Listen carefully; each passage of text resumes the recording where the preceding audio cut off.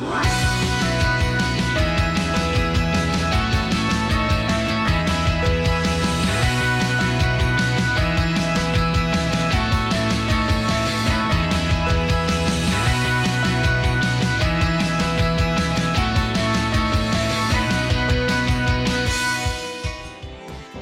Pakistan, welcome to चाय toaster host. मेरा नाम है अरूज अब्बास। आई होप कि आप लोगों की सुबह अच्छी चल रही होगी। मैं काफ़ी इंटरेस्टिंग मॉर्निंग के साथ उठी हूँ। मैं आज बहुत लेट उठी हूँ। It was like I felt like कि उठने का मूड ही नहीं हो रहा था। हालांकि मैं 15-15 इंक्रीमेंट से अपना जो अलार्म सेट करती हूँ उसमें मैं 15-15 इंक्रीमेंट्स के साथ उठती हूँ, मगर मैं स्नूज़ दबाती रही और फाइनली एक पॉइंट आया कि मैंने जब टाइम देखा तो I was like barely didn't make it। इस तरह की चीज़ें होती हैं और फ्राइडेज़ को जनरली आई थिंक पूरे का पूरा हफ्ता आपके साथ कैच अप कर लेता है। You know this that kind of thing just goes haywire type situation हो जाती है। मगर आई होप कि आप लोगों की आज की जुम्मे की सुबह इस तरह की नहीं हुई, बट होपफुली कल छुट्टी होगी और कल आपको भी और मुझको भी और हमारे बच्चों को भी, क्योंकि स्कूल जाते हैं, सोने को मिलेगा। बिकॉज़ काफ़ी मतलब दुख होता है। रिसेंटली मैं बाज़ार गई। मैं आप लोगों को एक छोटा सा एक किस्सा बताना चाहती हूँ। 4-5 दिन पहले, और मैंने अपने रूम के लिए कुछ शीट्स वगैरह ऑर्डर किए थे, बिस्तर के शीट्स, घर के लिए शीट्स ऑर्डर किए थे। मैंने एक चीज़ ऑर्डर करी है which I would recommend to all हाउसवाइफ्स टू ऑर्डर, बिकॉज बहुत अच्छा, शायद इस वजह से मैं लेट हुई हूँ कि वो बेसिकली बेडशीट के नीचे एक सॉफ्ट सी पॉलिएस्टर की एक वो मिलती है, और बहुत कोई एक्सपेंसिव नहीं होती। उसको ये लोग मैट्रेस प्रोटेक्टर कहते हैं, जो ये चादरें वगैरह बनाते हैं वो लोग। मगर उससे बेड बहुत आपका सॉफ्ट हो जाता है, एकदम से आपका नींद जो है वो और डिलीशियस हो जाती है। जिस तरह होटल्स में नहीं, जब हम जाते हैं तो होटल के बेड जो होते हैं वो एक अजीब से नरम से होते हैं। क्या किस्सा होता है, एक्चुअली उनके ऊपर मैट्रेस प्रोटेक्टर्स लगे होते हैं। तो ये मैट्रेस प्रोटेक्टर लेकर आए अपने बिस्तर के ऊपर, मतलब मैट्रेस के ऊपर लगाएं। काफ़ी आपको it will be giving you very soft mattress, very soft बिस्तर। So that's one thing that you can try and then you can enjoy। आप अपने फिर वीकेंड की जो नींद होती है, एक्स्ट्रा नींद होती है, इट्स जस्ट लाइक ऐसे लगता है कि बस सोते रहो। So I am going to enjoy this hopefully over the weekend. इसी के साथ मैं आप लोगों को आज के शो के बारे में बताना चाहती हूँ। आज का जो शो है हमारा वो है थोड़ा सा इंफरटेनमेंट से भरा हुआ। हम कोशिश ये करते हैं कि आपको इन्फॉर्मेशन भी दें और आपको एंटरटेनमेंट भी दें। तो आज हमारे पास एक सिंगर आएंगे, उनका नाम है ज़ीशान अली, और हमारे पास एक एस्ट्रोलॉजिस्ट स्लैश जेम थेरेपिस्ट आएंगे जिनका नाम है अली मोहम्मद ख़ान। काफ़ी फेमस है। I am also going to be meeting him for the first time आप लोगों के साथ। मैं भी उनसे पहली दफ़ा मुलाकात करूँगी। अभी फ़िलहाल क्योंकि मेरे पास बहुत सारी इन्फॉर्मेशन है आप लोगों को देने के लिए, ताकि आप लोग अपने वीकेंड को और अपनी छुट्टियों को अकॉर्डिंगली प्लान कर सकें। तो चलते हैं टॉप स्टोरीज़ की तरफ।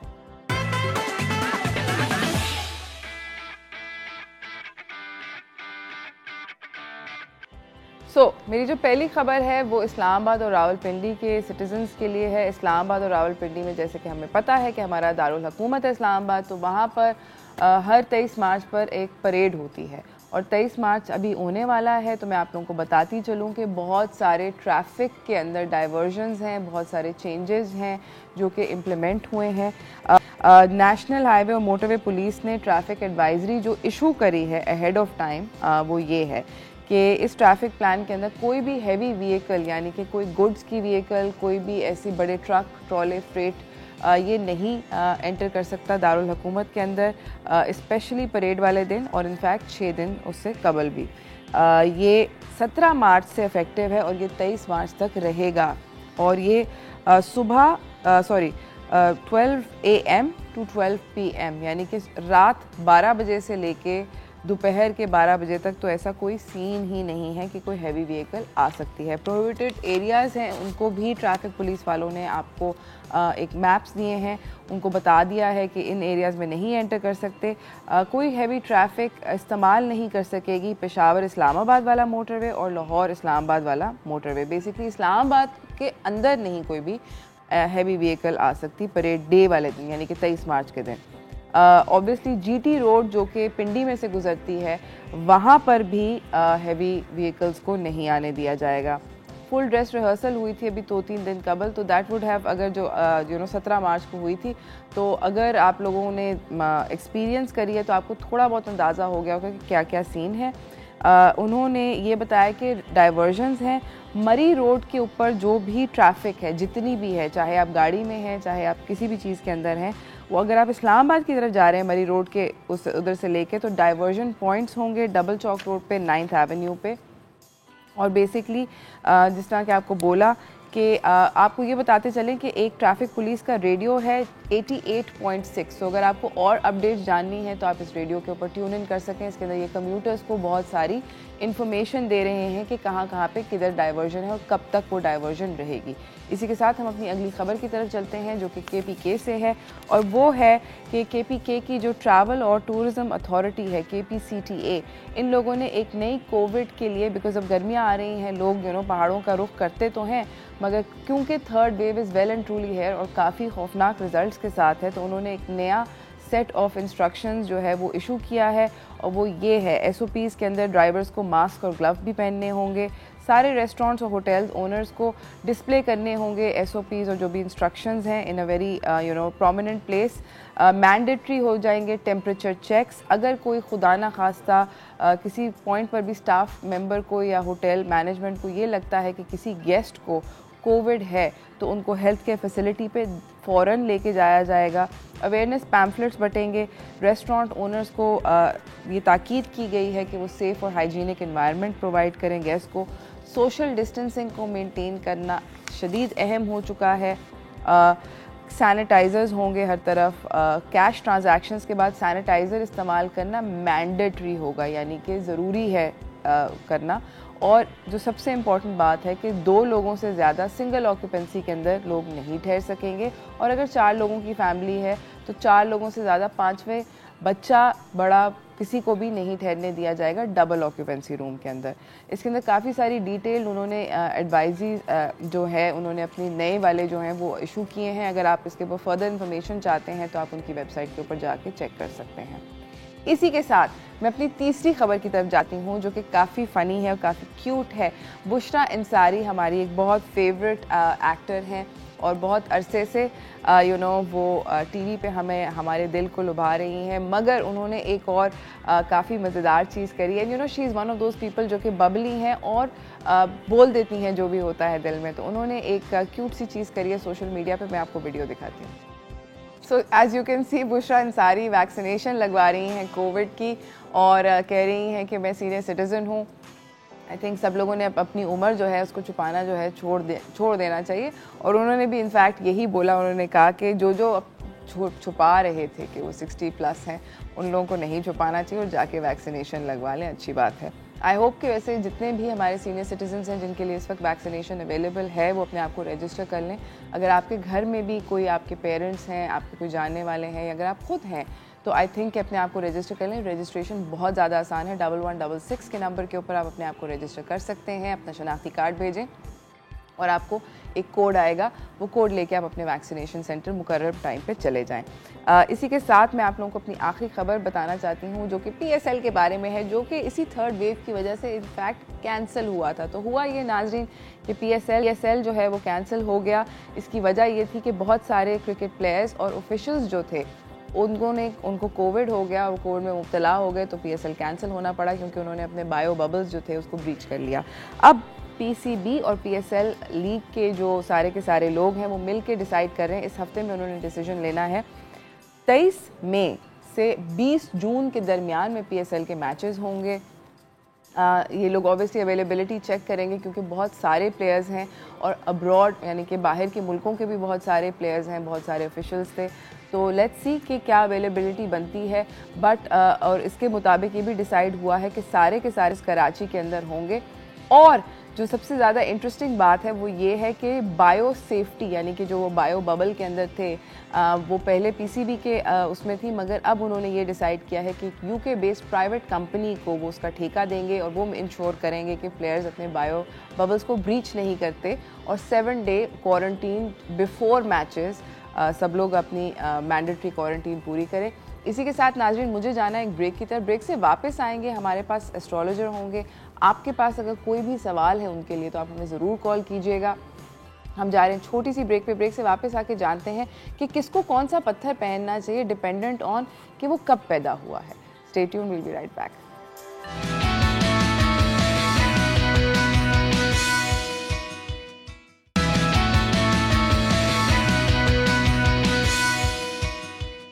Welcome back everyone. हमारे साथ हमारे अगले मेहमान सेट पर मौजूद हैं। उनके पास बहुत सारी इन्फॉर्मेशन है जो हम उनसे पूछना चाहते हैं about stones, about the future, etcetera etcetera. मगर चलते हैं इस वक्त व्हाट्स टोस्टिंग की तरफ।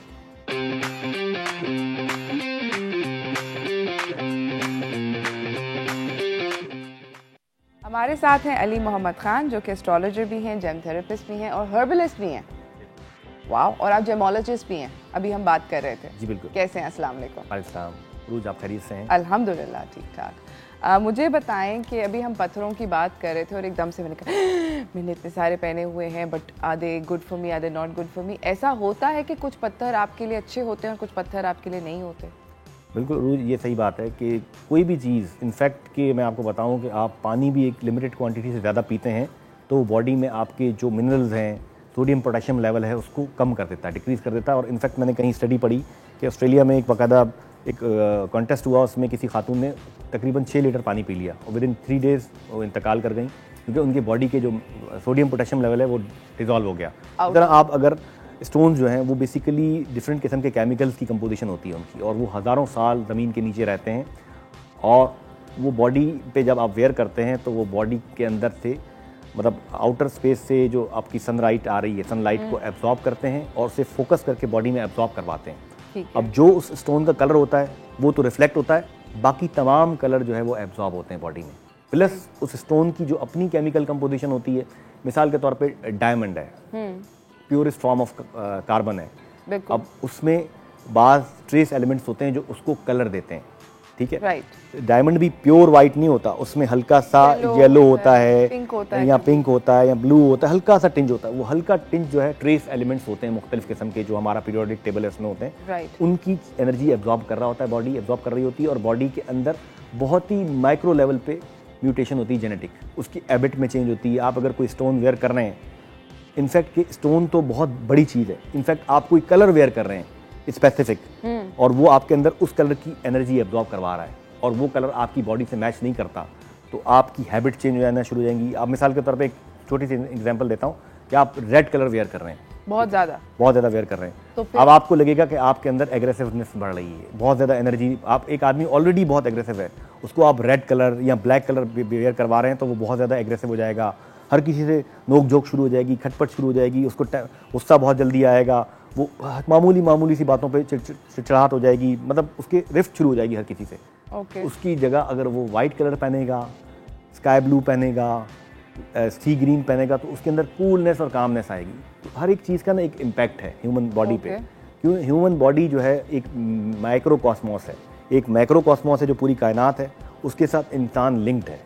हर एक चीज़, हर एक पौधा, हर एक परिंदा, हर एक कलर, हर एक स्टोन, हर एक चीज़ आपस में इंटरेक्ट कर रही है, उसका इफेक्ट आ रहा है। लेकिन जो लोग इल्म रखते हैं उनके लिए है, और जो नहीं रखते वो उनके लिए कुछ भी नहीं है। तो ऐसा है कि फॉर इंस्टेंस मैंने कोई पत्थर ख़रीदा या कोई ज्वेलरी का पीस ख़रीदा, तो मैं तो इसलिए ख़रीदती हूँ क्योंकि मुझे वो पसंद आता है, बट क्या ये हम लोगों को वाकई में चेक करना चाहिए? कितना ज़रूरी है चेक करना चाहिए कि हमारा बर्थ स्टोन है नहीं है, etcetera etcetera?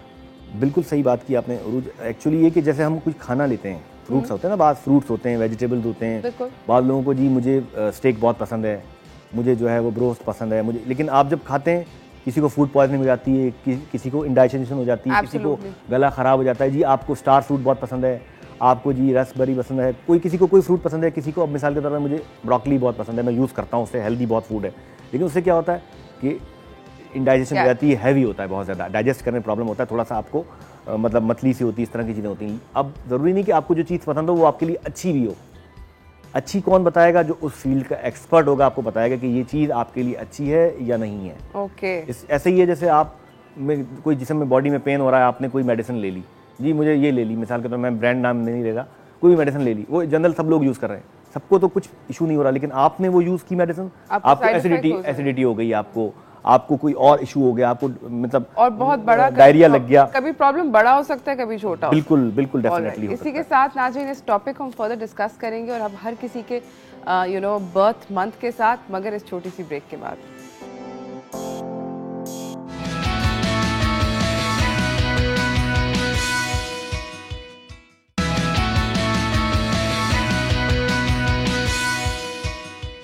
Welcome back everyone. हमारे साथ हैं अली मोहम्मद खान साहब, जो कि बहुत अमेजिंग एस्ट्रोलॉजर हैं और बड़ी एक्यूरेट किस्म की प्रेडिक्शंस करते हैं। अभी हम ब्रेक में यही बात कर रहे थे कि उन्होंने इतनी सारी एक्यूरेट प्रेडिक्शंस करी, मगर हम चाहते हैं कि हम आप लोगों के लिए कुछ प्रेडिक्ट करें इन टर्म्स ऑफ के मतलब मदद हो जाए बॉस लोगों की। जी तो अगर आप लोगों के, अभी हमने जेम्स की बात करी ब्रेक पे जाने से पहले, तो अगर हम ये बता दें कि किसको क्या जेम पहनना चाहिए उनके स्टार साइन और बर्थ मंथ के मुताबिक, तो अच्छा हो जाएगा, बेहतर हो जाएगा। बिल्कुल। इसमें उरूज एक चीज़ और है कि देखिए एस्ट्रोलॉजी जो हम लोग आमतौर पे करते हैं ना, ये होती है सन साइन एस्ट्रोलॉजी। ठीक है। ये होता है कि जी आप अगस्त में पैदा हो गए, 23 अगस्त से 24 सितंबर के दरमियान तो विर्गो हो गए, या आप यहाँ इस तरह, ये सन साइन होता है। ठीक है। एस्ट्रोलॉजी इतनी जिसे कहते हैं ना कि शैलो नहीं है, बहुत इन डीप एस्ट्रोलॉजी है। Astrology is a full fledge deep science like any other subject, ठीक है, like medical science, like acting, production, कोई भी फील्ड जैसे इन डेप्थ होती है, इस तरह एस्ट्रोलॉजी की पूरी इन डेप्थ नॉलेज है। और एस्ट्रोलॉजी ये जैसे कहते हैं ना, ये हम सरसरी तौर पर बताते हैं जी सन साइन आपका ही है। Astrology is just not sun sign. आपका सन साइन होता है, आपका मून साइन होता है, आपका असेंडेंट होता है, आपके बाकी मतलब 9 प्लैनेट्स होते हैं। हाँ, 9 प्लैनेट्स होते हैं और 12 ज़ोडिक साइंस होते हैं। राइट। इन 12 ज़ोडिक साइंस के अंदर 9 प्लैनेट्स मूव कर रहे होते हैं। एट द बर्थ टाइम आपके क्या प्लैनेट बैठे थे, आपका कौन सा राइजिंग साइन था, कौन सा प्लैनेट वीक था, कौन सा स्ट्रॉन्ग था, उसके हिसाब से रिकमेंड की जाती है। लेकिन एक जनरलाइज्ड होता है कि मिसाल के तौर पे जनरलाइज्ड एक खाना होता है कि भाई आपको एक मतलब सूप सबको सूट करेगा। हाँ, 3 कोर्स मील, हाँ 3 कोर्स मील होता है, तो वो 3 कोर्स मील भी होता है, 5 कोर्स मील भी होता है, 7 कोर्स मील भी होता है, लेकिन आमतौर पे 3 कोर्स मील सब जगह वही चलता है। तो एक जनरलाइज सन साइन प्रेडिक्शन होती है जो हम लोग करते हैं, और जो हम स्टोन भी रिकमेंड करते हैं वो जनरलाइज सन के बेसिस पे होता है। लेकिन उसमें हम कुछ स्टोन्स होते हैं बहुत डेंजरस होते हैं, बहुत सेंसिटिव होते हैं, बहुत क्विकली हिट करते हैं, जिनमें से ब्लू सैफायर नंबर 1 है, जिसे हम नीलम कहते हैं। वो आमतौर पे हम किसी को रिकमेंड नहीं करते, बहुत स्पेसिफिक लोगों को जायचा प्रॉपर एनालाइज करके रिकमेंड करते हैं कि आप उसे वेयर करें। दूसरा ब्लैक ओपल एक स्टोन होता है, ब्लैक ओपल, वो भी हम लोग, वो खतरनाक स्टोन होते हैं, हर किसी को सूट नहीं करते, और अगर सूट कर जाए तो बहुत अच्छा हो जाता है, नहीं करते तो फिर आपको डेट्रीमेंटल हो जाता है। ओके। इसी तरह फिर ब्लैक पर्ल होता है, काला मोती, वो भी बहुत रेयर होता है, बहुत प्रीशियस होता है, और वो भी बड़ा खतरनाक होता है वेयर करने में। इन 3 स्टोन्स के अलावा बाकी स्टोन्स के भी अपने इम्पैक्ट होते हैं, लेकिन इतने क्विक और डेट्रीमेंटल नहीं होते जितने इन 3 के होते हैं। ओके, सही। अच्छा, अब हमें जल्दी एरीज से शुरू करते हैं मेरे ख्याल में, एंड लेट्स सी कि जनरलाइज्ड क्या पत्थर एरीज वालों को पहनना बिल्कुल चाहिए। बिल्कुल। देखिए एरीज जो है उनका लॉर्ड होता है मार्स। ठीक है। बुर्ज हमल उनको कहा जाता है, मेष राशि। उनका जो सबसे ज़्यादा अच्छा स्टोन माना जाता है उनके लिए, वो माना जाता है कोरल। हाँ, मरजान। और मरजान बेसिकली, और ये मर्द और खवातीन दोनों पहने बिल्कुल। और मरजान जो है, इसमें भी जो रेड या ऑरेंजिश टिंज के जो स्टोन होते हैं वो रिकमेंड किए जाते हैं। अच्छा, स्टोन्स में 2 तरह के स्टोन्स होते हैं, एक ऑर्गेनिक स्टोन्स होते हैं, बिल्कुल, एक इनऑर्गेनिक होते हैं। कि coral is an organic stone. जी बिल्कुल। कोरल हो गया, पर्ल हो गया, एक और स्टोन होता है जिसे हम एम्बर कहते हैं, कहरबा जी, जो एक दरख्त की गोंद होती है, बेसिकली नेचुरल रीजन होता है। ये 3 स्टोन आमतौर पे ऑर्गेनिक स्टोन माने जाते हैं और ऑर्गेनिक होते हैं। तो इनमें कोरल जो है ये हम एरीज वालों के लिए रिकमेंड करते हैं, और ये इसको वेयर करने का तरीका ये होता है कि स्टोन को आप वेयर करने से पहले अपने सराहने रख के सोएं 1 हफ्ते तक, कि आपको कोई ख्वाब, डरावना ख्वाब नहीं आ रहा, कोई ऐसे उठाया आपने पत्थर पहन लिया, तो दैट्स नॉट राइट। ओके, ये पूरा एक प्रॉपर तरीका होता है जो हम आप अपने सराहने पे रख के उसको सोएं 1 हफ्ते तक। 1 हफ्ते तक चेक करें कि आया आपको कोई डरावना ख्वाब तो नहीं आ रहा, कोई आपके साथ कोई बैड हैपनिंग्स तो नहीं हो रही, कोई ऐसी चीज़ तो नहीं हो रही। फिर उसके बाद वेयर करें। अगर हो रही है तो फिर आप उसे नहीं वेयर करें, उसे वापस कर दें। इनफैक्ट के कदीम ज़माने में, आज से कोई 200-300 साल पहले जब स्टोन होता था, तो उसे हम एक वर्ड यूज़ होता था जो जौहर यूज़ करते थे, जाकड़ पे लेते थे, मतलब उधार पे स्टोन लेते थे, अमाउंट देते थे कि जी हम ये टेस्ट कर रहे हैं, अगर हमें सूट किया तो हम आपको पेमेंट पूरी दे देंगे, वरना ये स्टोन आप वापस करके हमारे पैसे दे दीजिएगा। ओके। पर ऐसा अब तो चूँकि एडवांसमेंट हो गई, लोगों को इन चीज़ों पर बिलीव नहीं है, लेकिन स्टिल जो पॉइजन है वो पॉइजन है। ठीक है, जो वो इफेक्ट करता है। इसके बाद है टॉरस जो है, इसका लॉर्ड है वीनस, और इसके लिए हम लोग रिकमेंड करते हैं 2 स्टोन रिकमेंड करते हैं। जो फर्स्ट कैटेगरी में है प्रीशियस स्टोन है वो है डायमंड, जो कि वीनस का स्टोन है। दूसरा हम रिकमेंड करते हैं इनको ओपल, वाइट ओपल रिकमेंड करते हैं। ठीक है। ओपल की बहुत, मर्दों खवातीन को, डायमंड आमतौर पर मर्दों को रिकमेंड नहीं किया जाता, बहुत स्पेसिफिक होता है कि मर्द का जायचा देखा जाए, स्पेसिफिक एनालाइज किया जाए, कि उसके फिर लेकिन आमतौर पे ओपल रिकमेंड करते हैं हम। सही। अगर आपका टॉरस है यानी बुर्ज सौर है तो आप टॉरस वाले ओपल पहन सकते हैं। टॉरस के बाद आगे जेमिनाई वाले। जेमिनाई वालों के लिए जो है वो एमरल्ड रिकमेंड किया जाता है, या एक स्टोन होता है ऑनिक्स। हाँ, वो भी ग्रीन ही होता है। जी जी। वो जरा ब्लैक भी होता है। हाँ, ब्लैक ऑनिक्स की बहुत सारे शेड्स होते हैं जी, लेकिन जो ग्रीन ऑनिक्स होता है ना, स्टैंडर्ड कलर होता है एक स्टोन का। ठीक है। ठीक है। अब जैसे मिसाल के तौर पे रूबी है, रेड होता है, लेकिन रूबी पर्पलिश भी होता है जी, जिसे कहते हैं वो थोड़ा सा पिंकिश टिंज में भी होता है, मुख्तलिफ टिंज होते हैं। मेन कलर स्टैंडर्ड कलर जो होता है ना, वो उसको हम मानते हैं कि ये स्टोन का एक्चुअल स्टैंडर्ड कलर है। ठीक है। ऑनिक्स जो है वो बेसिकली ग्रीन होता है, संगे सीम कहा जाता है इसे, और इसे आप पहन सकते हैं। स्टोन हमें हमेशा आमतौर पे आप ऑड नंबर में पहनने चाहिए, ऑड वेट में पहनने चाहिए, और इनका जो वेट होता है बेसिकली कैरेट्स में वेट लिया जाता है स्टोन का। तो इसको हम 3 में या 5 में या 7 में या 9 में या 11 कैरेट 2, 4 और 6 नहीं, 2, 4, 6, 8 में नहीं पहना जाता, मना किया जाता है। ठीक है। कैंसर? हाँ, कैंसर जो है ये बहुत ही सेंसिटिव है, इमोशनल साइन है। इसका जो लॉर्ड है वो मून है। इसके लिए भी 2 स्टोन रिकमेंड किए जाते हैं, एक तो होता है पर्ल और दूसरा होता है मून स्टोन। ओके। हजरुल कमर कहा जाता है इसे। तो मर्दों के लिए हम लोग मून स्टोन रिकमेंड करते हैं और ख्वातीन के लिए पर्ल रिकमेंड करते हैं। अच्छा, पर्ल मर्दों को अवॉइड कराया जाता है कि उनके अंदर फेमिनिटी पैदा हो जाती है, फेमिनिज्म पैदा हो जाता है, वो बहुत ज़्यादा जो है ना सॉफ्ट हो जाते हैं। एक मर्द की एक, जैसे एक मैं आपसे बात कर रहा हूँ और आप नहीं, एक आवाज़ में एक लहजे में पता चल रहा होता है कि मेल बात कर रहा है। अगर कोई बंदा मोती पहन लेता है तो उसके अंदर एक थोड़ा सा फेमिनिज्म पैदा हो जाता है, वो अच्छा नहीं समझा जाता। तो हम लोग रिकमेंड नहीं करते कि मेल्स को जो है वो पर्ल पहने। वो कैंसर के बाद आते हैं लियो जो है एक, हाँ बहुत एक्साइटेड हुए, रॉयल साइन। अच्छा, आपका लियो है जी। रॉयल साइन कहलाया जाता है, और लियो जो है बहुत ही, जैसे कहते हैं, डोमिनेटिंग भी होते हैं।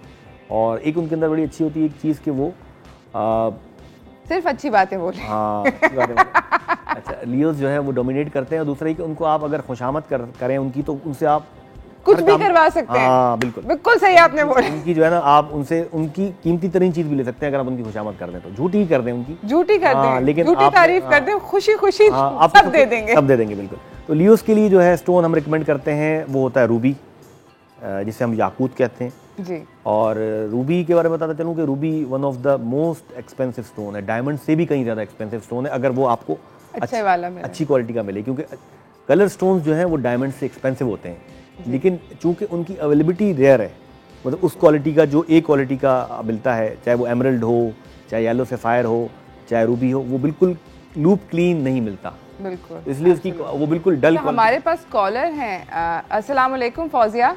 वालेकुम अस्सलाम, कैसी है Farah? Arooj, I am absolutely fine, thank you so much, बहुत शुक्रिया। जी जी, वो मैंने भाई के बारे में पूछना था, अली भाई से। जी जी बिल्कुल पूछिए।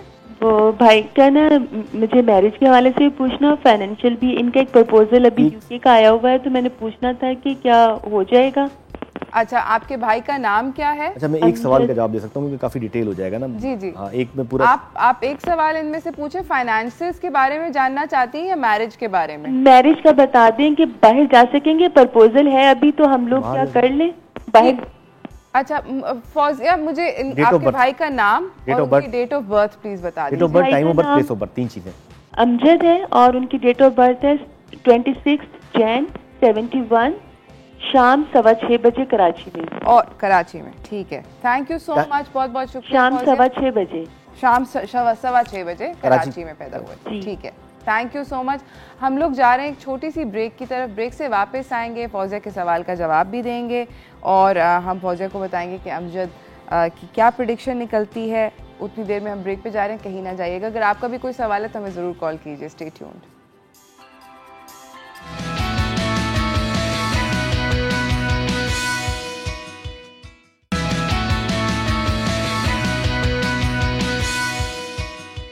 Welcome back everyone. हमारे साथ अली मोहम्मद खान साहब बैठे हैं जो कि एस्ट्रोलॉजर हैं, जेमोलॉजिस्ट हैं।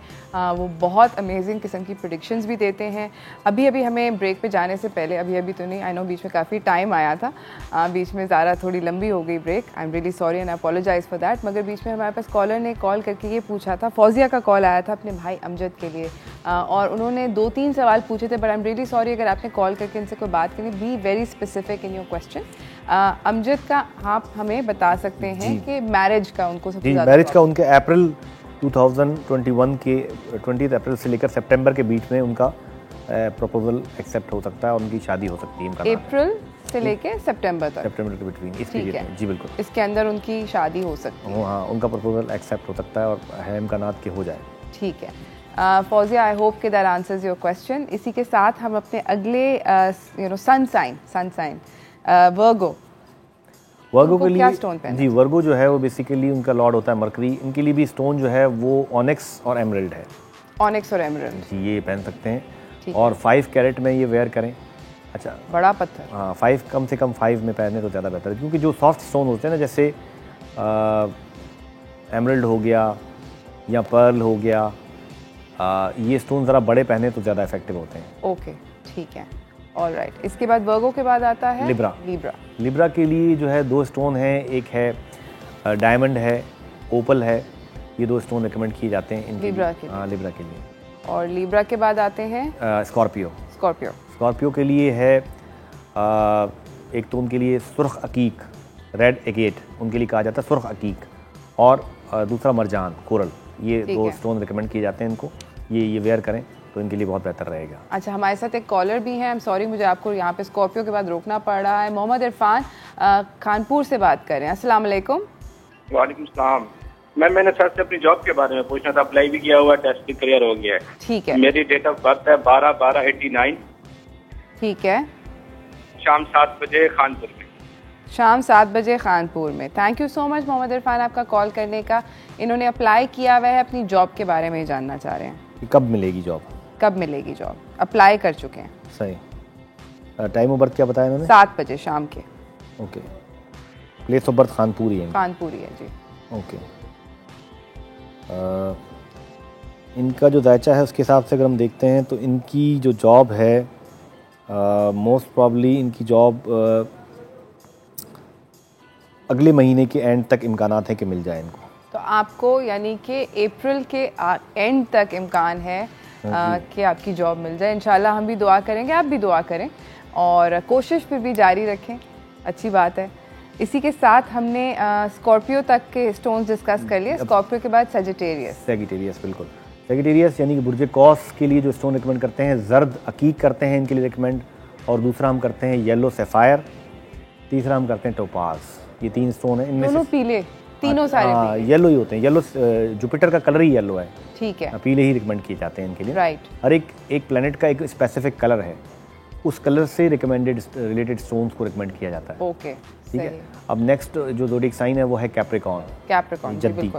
जद्दी वालों के लिए जो स्टोन है वो एक तो ब्लू सैफायर है नंबर 1 कैटेगरी में। तो मेरी बेटी कैप्रिकॉर्न ही तो है। अभी हम यही तो ब्रेक में बात कर रहे हैं। अच्छा, ब्लू सैफायर सन साइन के हिसाब से। सही। और दूसरा उनके लिए स्टोन बनता है एमेथिस्ट।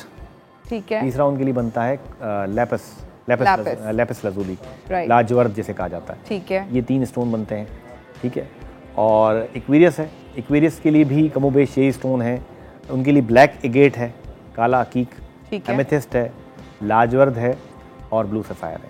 ठीक है। और इसके बाद बचा एंड वाला जो है वो स्पाइसेस के लिए हम लोग रिकमेंड करते हैं येलो सफायर, ठीक है, सिट्रीन और topaz. Okay, thank you so much. I hope कि आप लोग अपने सन साइंस के अकॉर्डिंगली, लाइक ही सेड कि वो ऑब्वियसली स्पेसिफिक होता है, but that becomes person to person. उसके लिए आपको इनको कांटेक्ट करना पड़ेगा अपना स्पेसिफिक जायचा बनाने के लिए, स्पेसिफिक पत्थर जानने के लिए। अभी इस वक्त कॉल है हमारे पास जाहिदा की, कराची से। अस्सलाम वालेकुम जाहिदा। जी वालेकुम सलाम अरूज। जी जाहिदा, स्पेसिफिक सवाल। जी, सवाल ये कि मैंने अपनी बेटी की शादी के बारे में पूछना था। आपकी बेटी का नाम? उसका नाम महरोश है। उसकी डिवोर्स हो गई थी। क्या नाम है? महरोश। ठीक है। तो मैंने पूछना था कि उसकी दोबारा शादी कब तक हो सकेगी। महरोश कब पैदा हुई थी और कहाँ पैदा हुई थी और कितने बजे पैदा हुई थी? 2 अक्टूबर 1976। ठीक है। और पिशावर में पैदा हुई थी। कितने बजे, आपको कुछ याद है? जी, दोपहर के टाइम पे 4 बजे। 4 बजे दोपहर को। Thank you so much Zahida, आपका कॉल करने का बहुत शुक्रिया। हम लोग आपके सवाल का जवाब देते हैं। जी अली साहब। ये पेशावर में पैदा हुई हैं? जी। अच्छा। ये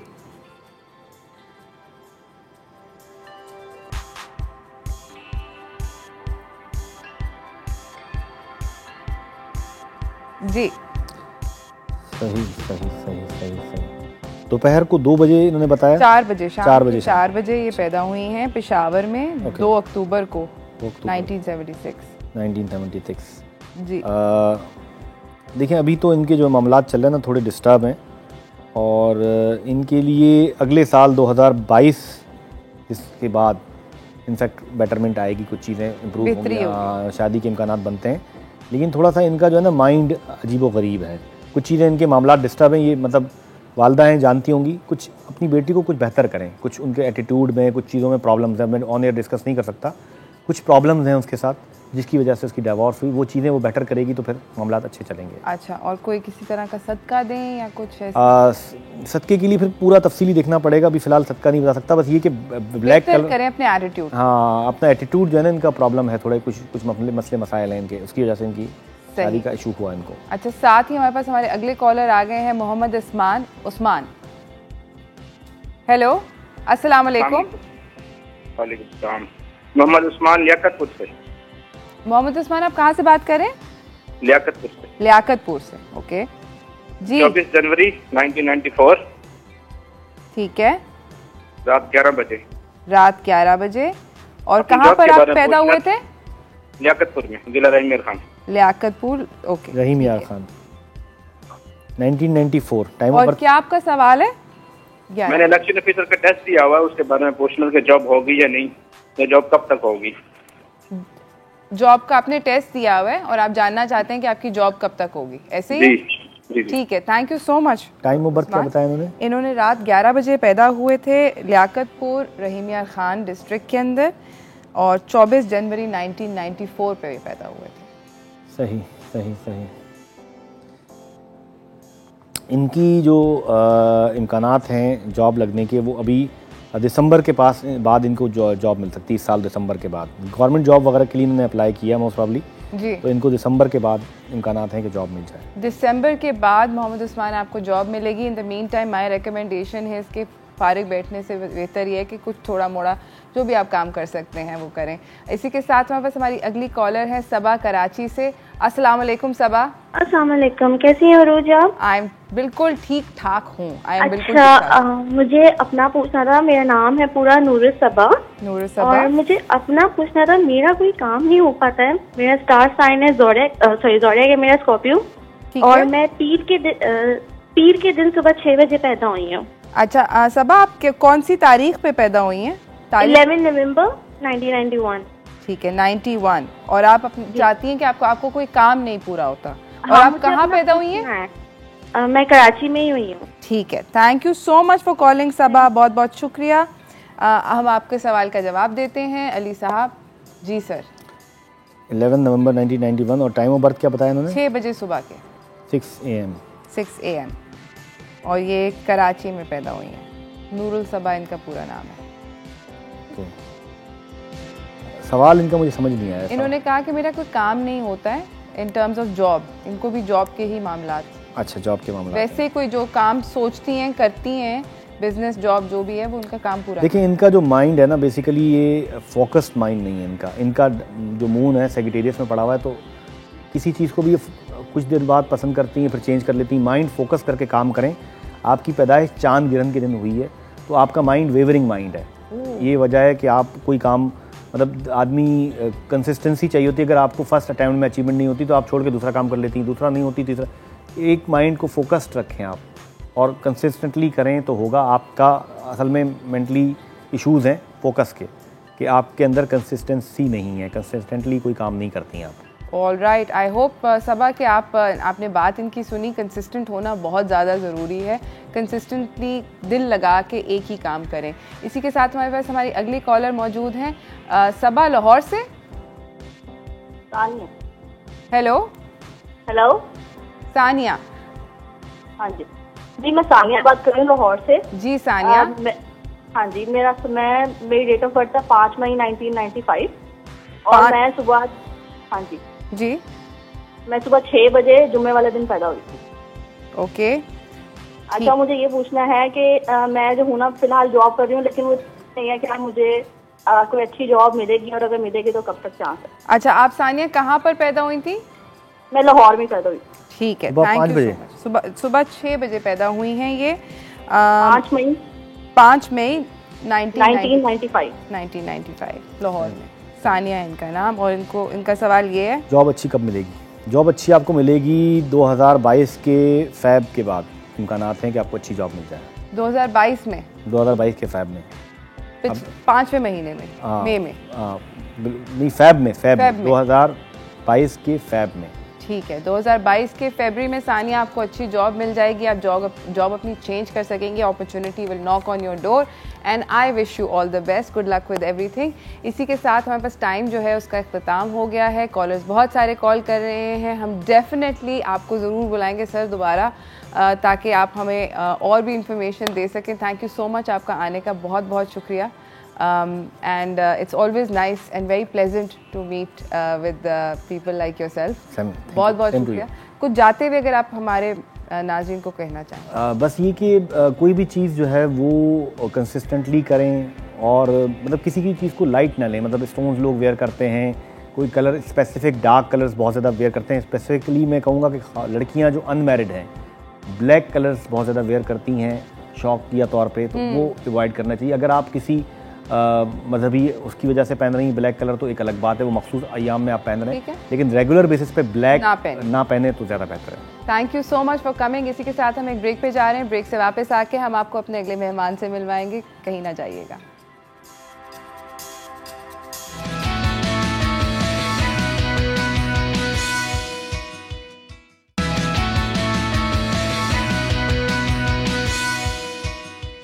वेलकम बैक एवरीवन। हम लोग बात करेंगे अपने अगले मेहमान से, जो कि काफ़ी कूल हैं, काफ़ी मज़ेदार चीज़ें कर चुके हैं। तो चलते हैं स्टार फनकार की तरफ।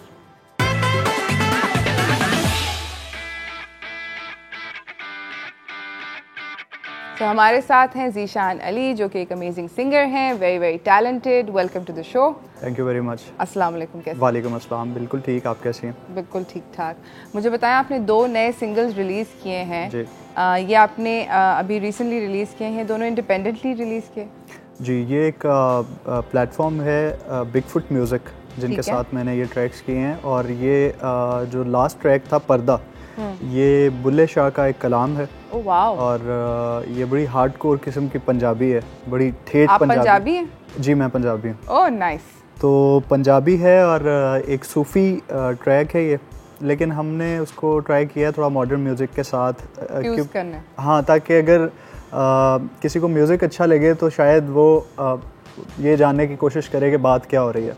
ठीक है। तो इस तरह से किया है। और इससे पहले जो गज़ल आई तेरा चुप रहना, ये तहज़ीब हाफ़ी एक शायर हैं पाकिस्तान के बहुत अच्छे, उनकी लिखी हुई गज़ल है, और मैंने और जाहिद कुरैशी ने इसको कंपोज़ किया। और बिगफुट म्यूज़िक एक ऐसा प्लेटफॉर्म है जहाँ पर कोई भी जाए जिसके पास अपना ओरिजिनल म्यूज़िक है, वो वहाँ पर उसको प्रोड्यूस करेंगे, एक अच्छा वीडियो, एक अच्छा ऑडियो, और उसको रिलीज़ करेंगे, और उसकी रॉयल्टीज़ जो हैं सारी वो भी उस आर्टिस्ट को मिलेंगी। तो बिगफुट म्यूज़िक को मैं इसलिए बार बार मेंशन कर रहा हूँ कि मैं जी बिल्कुल, सिर्फ मैं नहीं बल्कि अभी तक कोई 50 से ज़्यादा गाने, एक साल में 50 से ज़्यादा ओरिजिनल गाने बिगफुट म्यूज़िक प्रोड्यूस कर चुका है। और इनको अभी रिसेंटली इमर्जिंग टैलेंट का अवार्ड भी मिल चुका है। That's amazing. आपका जो नया गाना है तेरा चुप रहना, ये हम सुनाना चाहते हैं अपने व्यूअर्स को।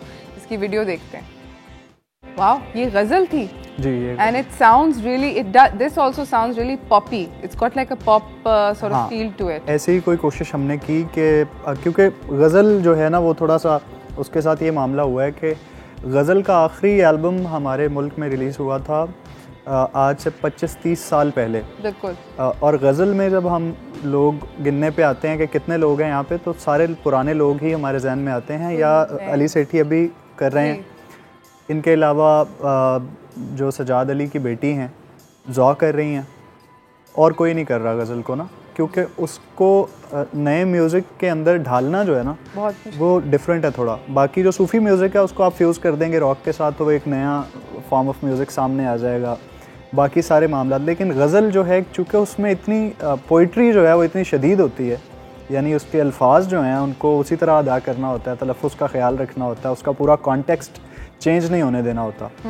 उसके साथ एक नया म्यूजिक जो अभी ट्रेंडिंग है, जो लोग समझ रहे हैं, सुन रहे हैं, उसके साथ उसको करना ना एक मुश्किल टास्क था हमारे लिए।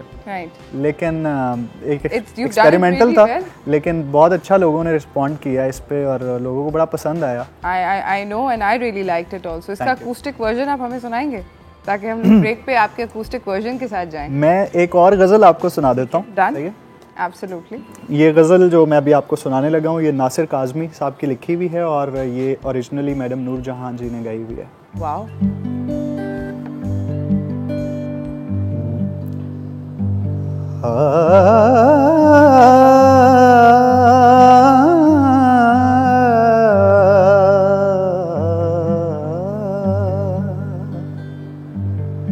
नियते शौक भर न जाए कहीं, तो भी दिल से उतर न जाए कहीं। नियते शौक भर न जाए कहीं। आज देखा है उसको देर के बाद,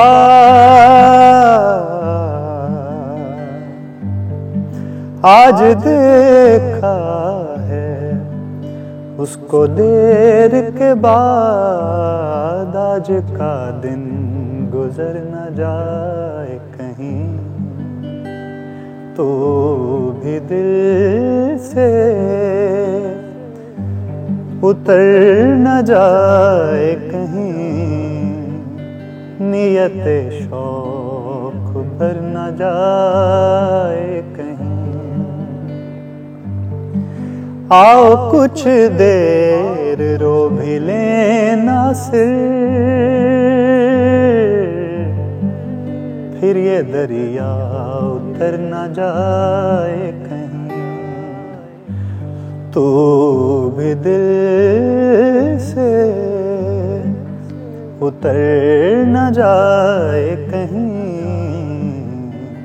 नियते शौक भर न जाए कहीं। Wow, that was insane, amazing। Thank you। हम जा रहे हैं ब्रेक के बाद। ब्रेक से वापस आके हम ज़ीशान को कुछ नहीं करने देंगे, हम लोग सिर्फ गज़ल सुनेंगे बिकॉज बहुत दिल चाह रहा है कैसे, क्योंकि मेलो सा मूड हो गया, सेट की एनर्जी चेंज कर दी है इन्होंने। छोटी सी ब्रेक पे जा रहे हैं, ब्रेक से वापस आएंगे, ज़ीशान से बात जारी रखेंगे।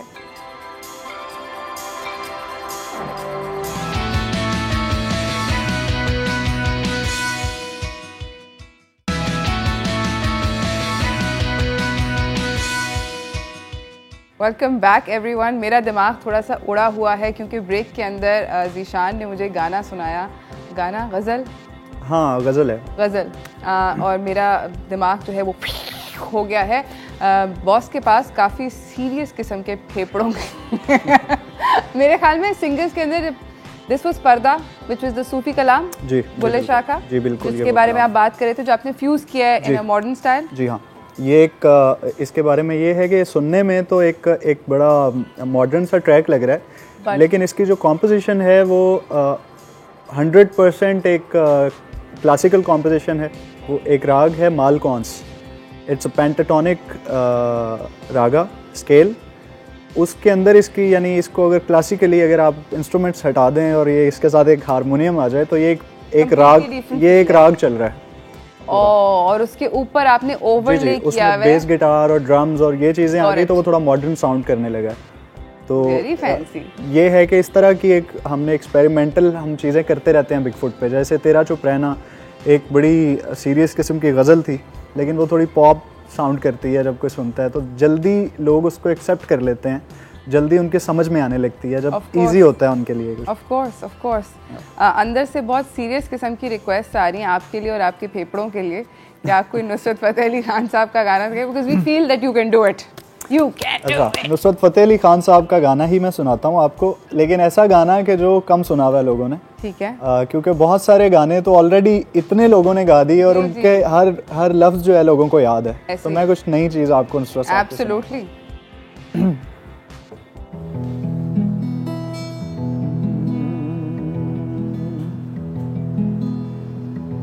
सादगी तो हमारी जरा देखिए, एतबार आपके वादे पर कर लिया। सादगी तो हमारी जरा देखिए, एतबार आपके वादे पर कर लिया। सादगी तो हमारी जरा देखिए, एतबार आपके वादे पर कर लिया। बात तो सिर्फ एक रात की थी, मगर इंतजार आपका उम्र भर कर लिया। सादगी तो हमारी जरा देखिए, जिक्र एक बेवफा और सितमगर का था, आपका ऐसी बातों से क्या वास्ता। आप तो बेवफा और सितमगर नहीं, आपने किस लिए मुंह धर कर लिया। सादगी तो हमारी जरा देखिए, सादगी तो हमारी जरा देखिए, एतबार आपके वादे पर कर लिया।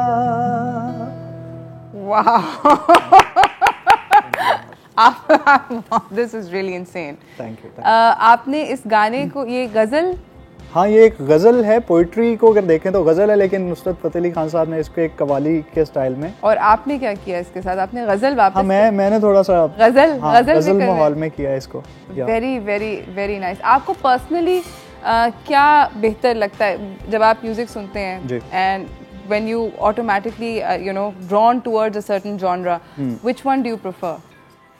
अच्छा, पहले तो ये है कि ये डिपेंड करता है। हाँ? कभी कैसा मूड होता है, कभी कैसे आपके एहसास तब्दील होते रहते हैं। राइट।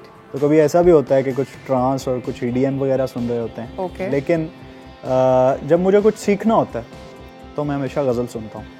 Okay. क्योंकि और ये वाली गज़ल जो हमारे जितने लेजेंड्स, नुसरत फतेह अली खान साहब ने बहुत गज़लें गाई, मेहदी साहब ने, फरीदा खानम जी, गुलाम अली साहब, तीना सानी जी, तो इनकी चीज़ें इस तरह की हैं कि आप जैसे मैं हूँ और मेरे जैसे बहुत सारे अभी जो यंगस्टर्स हैं, उनको जब इनकी चीज़ें हम गाते हैं तो हमें अंदाज़ा नहीं होता कि बहुत सारी स्किल्स हमारी जो है, हमारे गले में बहुत सारी ऐसी जगह अनलॉक हो रही होती हैं जो पहले हम नहीं गा पाते। सही है, क्योंकि वो उनके जो कंपोजर्स थे वो इतने बड़े थे कि उन्होंने इतने टेक्निकली कंपोज किया हुआ है कि वो पूरा एक लेसन है एक नए बंदे के लिए। आपके ख्याल में सबसे मुश्किल गज़ल कौन सी है गाने के, एज अ वोकलिस्ट? हर गज़ल मुश्किल है, क्योंकि गज़ल इटसेल्फ एक मुश्किल जॉनर है। Okay. इसको आप नहीं टच कर सकते ना। इसके लिए आपका तारुफ शायरी से होना चाहिए, इसके लिए आपका तारुफ क्लासिकल म्यूज़िक से होना चाहिए, इसके लिए आपका पूरा माहौल ऐसा होना चाहिए। आपको ये लाइफ जीनी पड़ती है, क्योंकि गज़ल सब गाएंगे तो अच्छी नहीं लगेगी। ऑफ कोर्स यही रीज़न है कि गज़ल वाले लोग हमेशा कम रहे हैं, बहुत ज़्यादा रश नहीं रहा गज़ल वाले लोगों का। बाकी अगर आप म्यूज़िक के फॉर्म्स देखें तो उसमें बेशुमार आप लोग गिन सकेंगे, आप उंगलियों पे गिन सकते हैं। लेकिन गज़ल में वही 8-10 लोग हैं, आज से 50 साल पहले भी गिन लें और आज भी गिन लें। राइट। तो उसकी रीज़न है ये, क्योंकि उन लोगों ने, ये एक लाइफस्टाइल है पूरा, वो आपको जीना पड़ता है, फिर गज़ल के माहौल में रहना पड़ता है हर वक्त। क्योंकि गज़ल के लफ्ज़ी मायने ये हैं कि गज़ल अरेबिक वर्ड है, ग़ज़ाल जिससे निकला है, और इसका मीनिंग है जब हिरन जो होती है उसको जब ज़िबा किया जाता है तो उसकी जो आखिरी आवाज़ उसके गले से दर्द भरी निकलती है, उसको गज़ल कहते हैं। ओके। सही है। अब ये एहसास है, अनफॉर्चुनेटली टाइम जो है वो बहुत कम हो गया है। हम लोगों का, आपका बहुत बहुत शुक्रिया आने का, मगर जाते जाते आप लोग अपना वीकेंड एंजॉय कीजिएगा, सेफ रहिएगा। मेरे और मेरी टीम की तरफ से अल्लाह हाफिज़। मंडे को मिलेंगे। जाते जाते मैं इनको नहीं जाने देना जा सकती without something musical, so anything please. Okay, enjoy your weekend.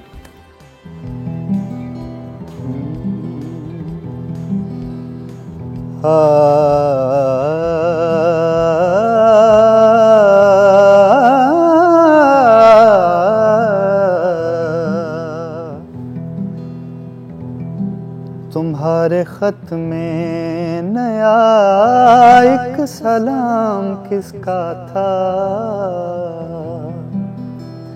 ना था रकीब तो आखिर वो नाम किसका था।